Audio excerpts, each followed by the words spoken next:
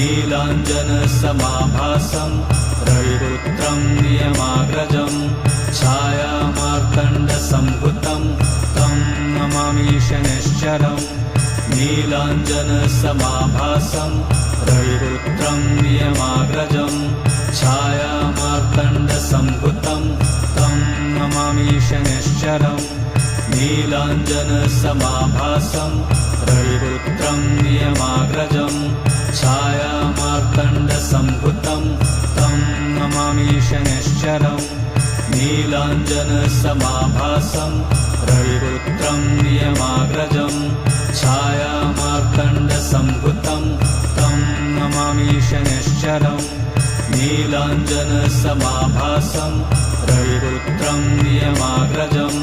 छायामार्तण्डसम्भुतं तं नमामि शनैश्चरम्